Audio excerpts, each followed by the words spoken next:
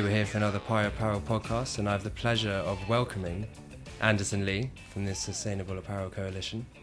It's my pleasure, thank you. Welcome. Thanks for coming and joining us today, Anderson.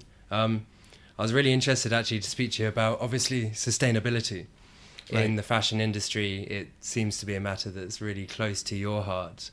I've seen all of the different boards that you're on, the memberships, all of the different councils. I'm really interested to know, at what point in your life did you start realizing that this is going to be it seems to be the main thing in your career so far, is that correct? Well, for the lack of a better term, it kind of flowed in the family. Yeah, okay. Because our background started in industrial engineering and chemical engineering. Oh, really? So I'm actually a third generation owner of a Tier 2 factory. Oh, wow. Which has, of course, transformed over the years. We've been around for 60-some years. We started as a coating company. Yeah. And then from coating, we start doing lamination. So we were a processor for fabrics. So how long has this been going on for? Since 1950-something, Oh, 54. Wow. Oh, wow. Yeah. So once I finally came on board, joined the family business 12 years ago, that's when I also start to work into my way into joining all the industry group, learn, get better, and then finally invited into the boards, and then become chairman as well, and some of them and all that.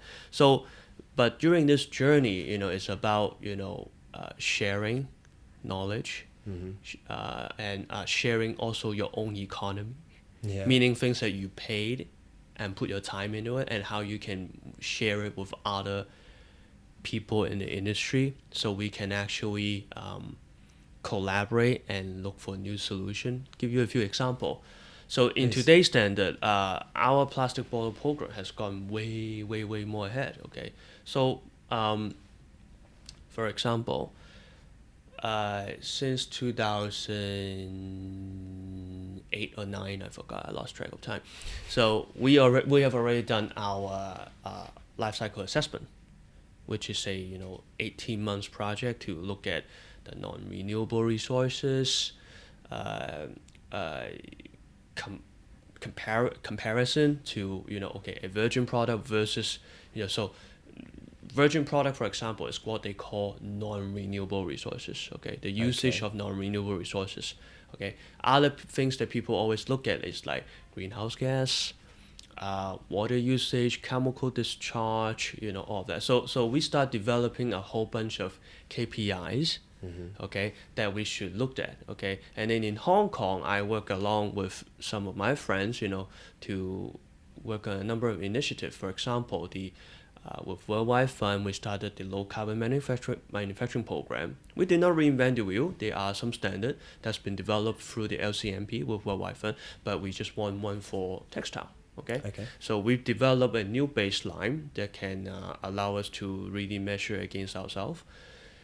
And then we push for, and then a few of us together, we launched the first GRI report for textile industry. Okay. For those that don't know, what is the GRI? Global Reporting Initiative. Yes. So it's like a standard that you follow on your reporting. So you can actually share your metrics, share your KPIs. Then we can really look at to be comparable among the industry. Because without those, there's honestly no way UN can really come up with like SDGs in a way. Of course, there are many different ways, but then they cannot engage our industry, and we cannot talk too. So in today's world in sustainability, you may heard of terms like science-based target, United Nations Sustainable Development Goals. So of course, there are something more on social side too, like human rights, gender inequality, that kind of things. But then there are many other things. So it's about engaging the community after all. Okay, so in today's world, plastic not only help us to measure certain things. This is just one part. Okay, but in SAC, for example, Sustainable Apparel Coalition is a work that I started all the way back in 11 years ago. It's called the Eco Index under the Outdoor Industry Association. Okay. At which we started that as the Eco Index. So we spent a few years into agreeing to a standard to walk away from what we call order fatigue. Rather than do that, we do very proper self-assessment with validation and all that. So we're able to come up with a standard where we can really, in a way, generate our own data that we truly take ownership on.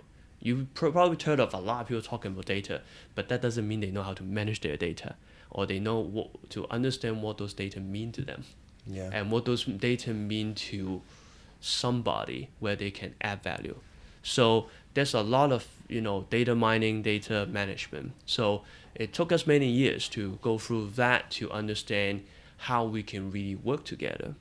And let me tell you something how plastic work these days. For example, there's one project that we are also involved in. It's like this. We have people that help us make transaction more, how to say that? I shouldn't use the word flawless, but more seamless in a way, to try to create a good platform to trade plastic bottle before they go to the ocean. In other words, it's stopping the plastic into going to the ocean. But how do we do that? Okay. There are a lot of third world, or we should call even fourth world these days, countries where, there's plastic, nowhere to put it, they put it to the ocean or put it in a landfill.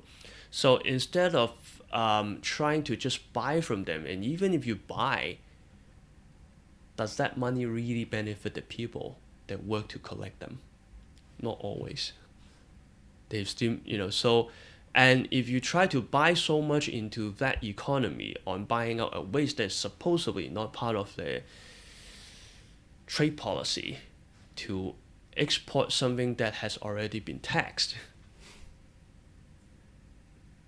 there's a lot of issue. And then there are still also, a currency issue, okay? If all of a sudden I use US dollar or euro to go into Philippines to buy plastic bottle to create this supposedly a new economy, you don't know what the amount of Hong Kong dollar or US dollar or renminbi or whatever comes in there. You don't know whether that would actually kill the economy. There's a risk. I'm not saying it would happen. So thanks to technology and thanks to the concept of carbon trading, it inspired us to buy clean water and renewable technology and put them into places like Philippines. So in other words, you give me bottle, I give you energy. I give you clean energy and I give you clean water. Fair enough? It's an amazing thing, and it's so smart. I did not do it myself, okay? No, I gave the idea to my fiber partner, and I asked and I introduced them to the right NGOs, because it's not something that you can do it by a company.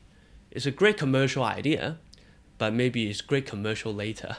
But let's try to tackle the situation first. So the problem with the whole flat world management globalization is most of the survivor become so practical and cutthroat because they're trained that way, because they have almost no margin. But the fact that they survive made them very strong too. They live to survive, okay? But sometimes in Chinese we have a saying that these people become so poor that they only have money now. And it's true, because there's no more humanity touch, there's no more thinking, there's no more collaboration. And sometimes if they can be a little wiser and be more embracing, maybe they will give them more business. So we try to walk away from all of that, and it's like, okay, if we just do business as usual again, as usual, either you buy my company or I buy your company, or we both retire and go to another cheaper place. Say we all move to Phuket, it's cheaper, or somewhere in Taichung, somewhere, right? Yeah. Or in Vietnam. Okay? It sounds alright to me. Right? I live in London, so or you use your whatever money you have left and buy some property in another area where we appreciate it and collect rent, and then you spend money in another place, right? Yeah, but what if you're always just polluting and where you know? Yeah, the water will still come to you one day, right? So I mean, if you have trained yourself and have somehow acquired a whole bunch of knowledge over the years, I mean that this become a greater mission, and it's still a good business. Okay, business will come because you learn something. Okay, and you will meet the right people. I mean, gone of the days of just doing what is right to make money. But now we have more choices, and I think we've been trying to, in a lot of different NGOs, we are pushing, real creativity and real architecture, and I don't mean by just design, but real architecture. Architecture means you take more people to really, to create disruption.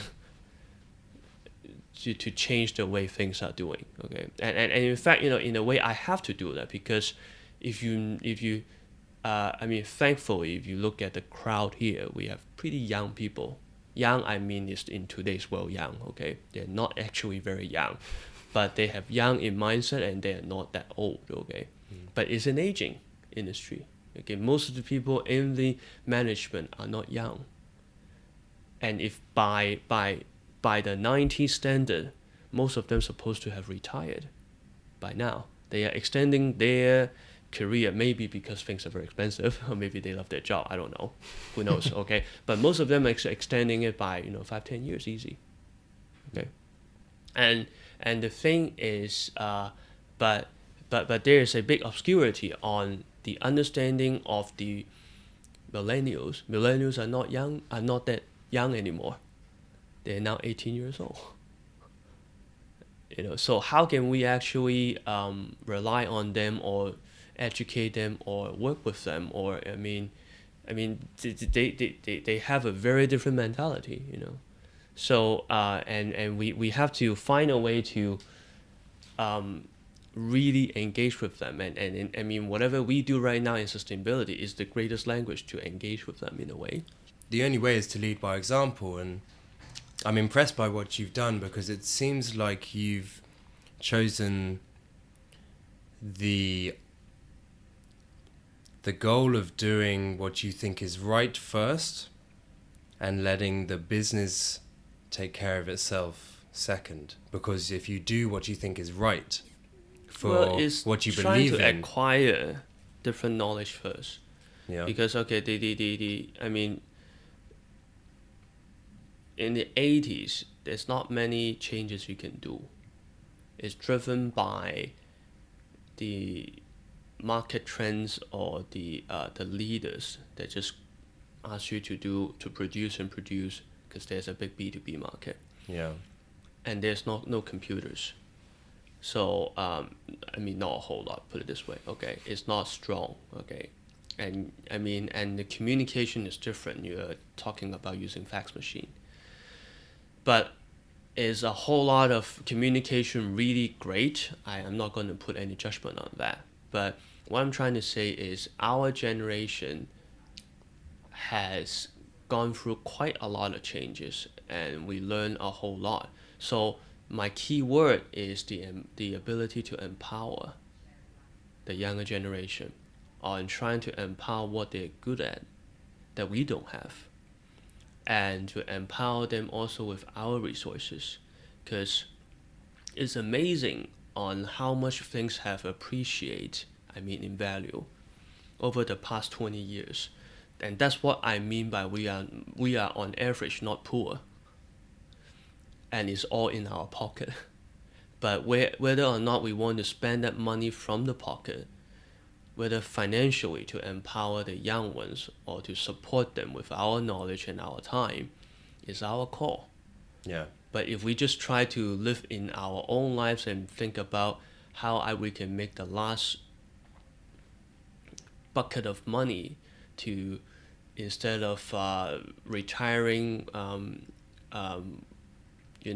one way, to retire more lavishly, that doesn't help, okay? There's nothing lavish about a polluted world and, a big ocean filled with plastic and...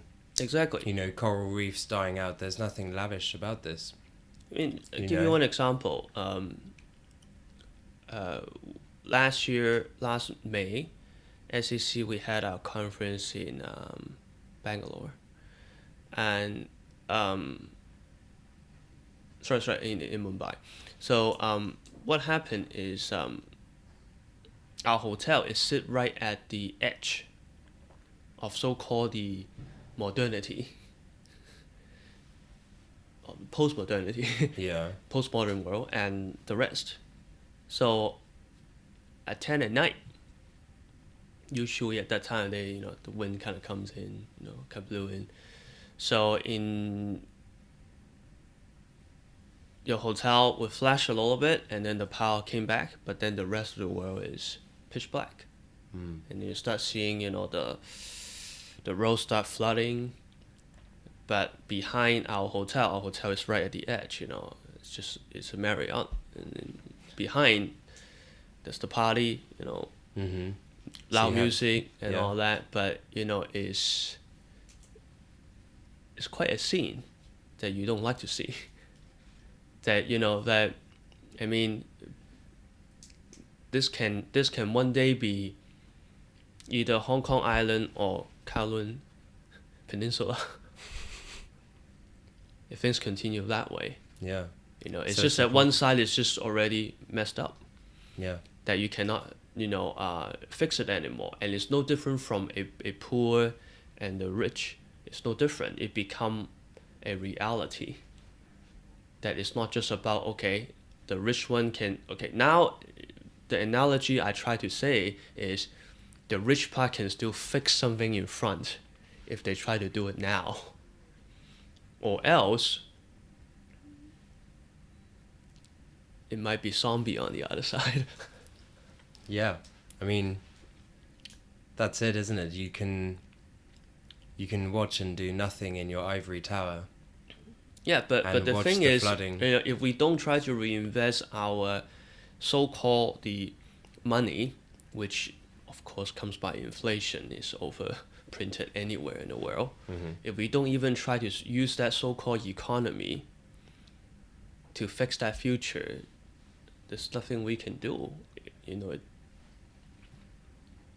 I see how you're so passionate about it, and we are by default, coming back to commercial side, business side, the second most polluted industry in the world, and it will become the first very soon. You know why?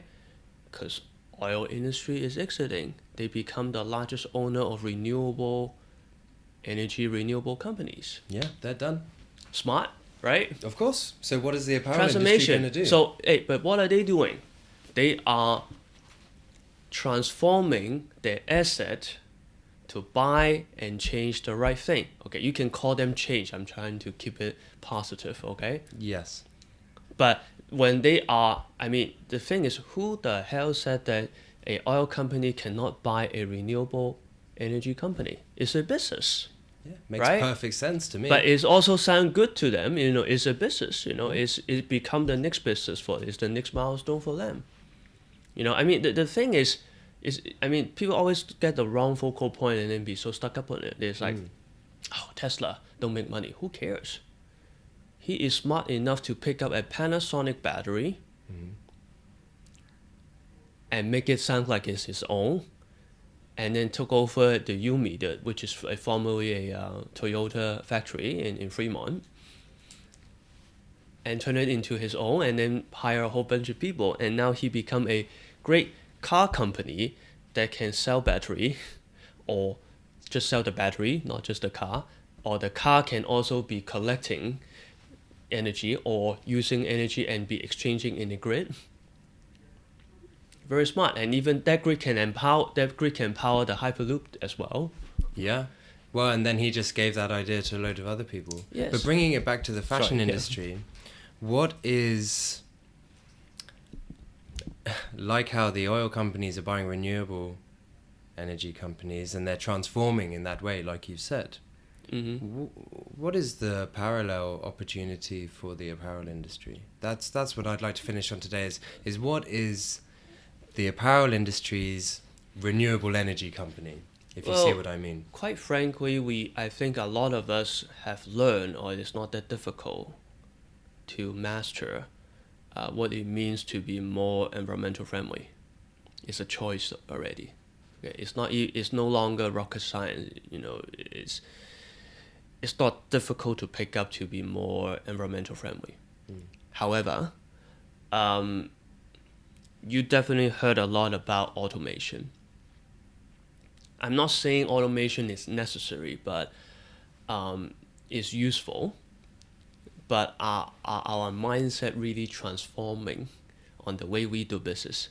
So yes, I mean today earlier Lynn was mentioning about in her head, her brand may not be interested in owning factories to run automation. It's not really their position to do that. However, she said she would expect some of their key partners, the factories, to become automated. So since when we went from talking about that picture to now, I'm not trying to pick on her, she's a good friend of mine, but to expect... I'm sure she won't take it personally. so I mean, but it can become a more open dialogue. But I think this can open the dialogue to actually speak. Okay, so how can we picture that scene? What does it mean if they are empowering us to become these kind of company? Mm-hmm. What can they offer to us? What is the need? What is it in for each of us? Okay, and how can we work differently if we become a part of that? So for a while, people have been kind of like mesmerizing and imagine, oh, this is how it looks. If things are running automation. Okay, how great, blah blah blah, and all that. You can embrace it. But then it never come in a statement where we expect you guys to be doing it. So I mean, if people really take this line seriously, I'm trying to pick on it. It's okay. So if this is coming from someone really, really important in industry, say one company that owns almost all of us, okay, this can be a very serious statement. Does this mean that we all have to wait for this statement one day to say, oh my, now we all try to do automation? And then we figure out, actually we can only do semi-automation. Automation doesn't really work for a lot of things. We have to spin our head differently, when things are already kind of sitting there, and try to think differently. But also in the role of the whole supply chain, is this a sourcing mindset? Is sourcing still should run the way it used to be? Okay, if we get all the market analytics directly from buying a subscribed data, say for example, Kung Fu data is very successful in China. So imagine, Tencent, start running something different. They start selling data instead of trying to run into another Tmall or whatever. Okay, to join into the whole Alibaba part. Okay, yeah. So imagine someone is selling those data. Then I think with our automation, able to serve different customer in a different variety, and having the industry data, do we still need a sourcing department from a brand to actually tell us what to do? I'm just trying to give you an extreme thinking. I may think that, of course I would. But do you think I can change a millennial to think this way?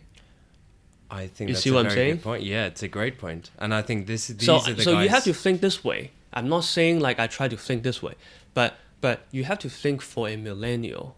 Okay, 10 years later, I'll be almost 50-year-old. Okay, I'm almost 40 now. So then the millennial will be 30-year-old. And the idea is, if the millennial wearing the hat from a retailer will of course think, I'm giving you a chance to continue business with me if you go fully automated. since you don't have automated, I give you 2 more years, trying to be kind, okay? But you have to do that, okay? That's the nicest way to do it already, okay? But the idea is, okay, but if now, you know, a manufacturer now going to 70 and 80 year in the 4th generation, you know, now running by 4th generation millennial, will be thinking like, okay, if I can buy the data from the, you know, they would be like, okay, maybe I invest into money into as a distributor, so I know the data myself, or I buy data from some. I'm just making this up, okay? Yeah, but the you know, thing is but that then, you're trying to make it up from your perspective, right? Yeah. But that millennial who's then 30 years old, if he is a forward-thinking millennial, he's going to be trying to think like a 20-year-old. Because he, do you understand? Yes, and he never experienced the 1980s and 1990s and the 2000s of how collaboration at many different levels still good. You don't try to be cutthroat and to burn bridges, okay? I mean, there's reason why certain people and certain roles, because they are doing better in that role, okay? If you ask me to run a retail, I may not do well in it, okay? Because you have to build it. And each company have built up their own path. So, but then from a very linear standpoint, a linear thinking in, you know, from millennial, okay, don't mean to pinpoint, but you know, they were thinking like, why the hell do I need to sell to them? I do it myself. But you have also seen a lot of people try to run their own brand, and it's just, you know, it's a disaster. Yeah. So we have to kind of preserve, you know, we have to find what is good in certain people. So my keyword again is empowerment, is to find way to use your influence and what you have and what you got to empower someone that has something that you don't have, and to try to work together differently. And somehow sustainability has always been working. It's the best catalyst because it's nothing wrong. It embraced technology, it embraced innovation, and it works. Otherwise, everything else is only a hype. It's a belief. And what is it? And to me, I have enough history to support that. And I don't find any good reason to just focus on any fast money to not to continue when I have a good history and a good legacy. So I'm not trying to ride on something, but we have built it. We have earned it. And so, and when this has not been an interesting topic to many, I find it very fascinating to learn new things, and it makes me different. It helps me to make decisions a lot quicker, and I make decisions that people have not made before. Yeah. Well, Anderson, thank you so much for your time today. It's really been a fascinating discussion for me, and I think your passion for this particular area within fashion, apparel, footwear, textiles, the whole industries joining together really comes through, and I wish you every success in the thanks. future.